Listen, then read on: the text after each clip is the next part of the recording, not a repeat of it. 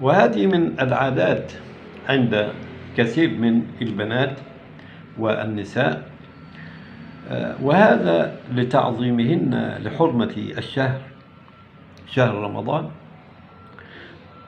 تصيبها الدورة أو يصيبها النفاس، فتظل ممسكة عن الطعام والشراب بالنهار إلى قبيل المغرب، ثم تقول أشق صومي، فتشرب ماء أو تفعل مثل هذا.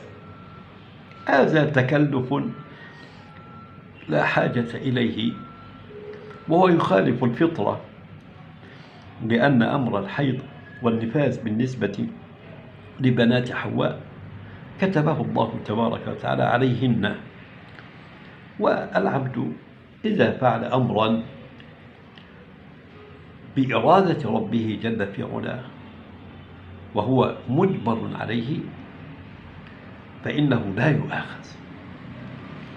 فالذي فرض عليها الصيام هو الذي فرض عليها الإفطار في وقت الحيض والنفاس.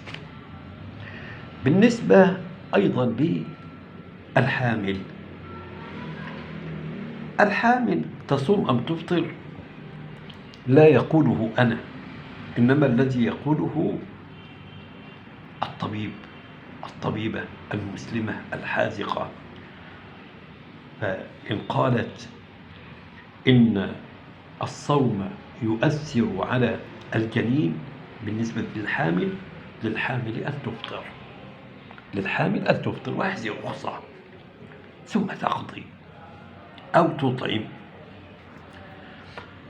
بالنسبة للمرضع كذلك، التي ترضع، إذا قالت لها الطبيبة الحاذقة الماهرة العالمة بفنون الطب إن الصيام يؤثر على إرضاعك للطفل ذكرا كان أو أنثى، فلها من باب دفع المفسدة وجلب المنفعة لها أن تفطر ثم تقضي بعد ذلك، وهذا من يسر الشريعة، لأن المشقة تجلب التيسير.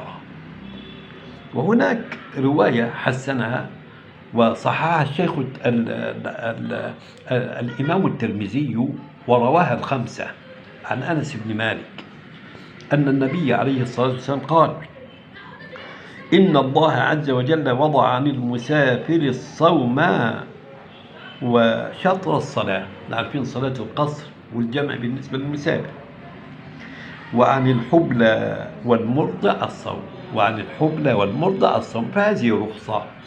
فإن الله يحب أن تؤتى رخصه كما يحب أن تؤتى عزائمه. نعم. وصلى اللهم وسلم وبارك على سيدنا محمد.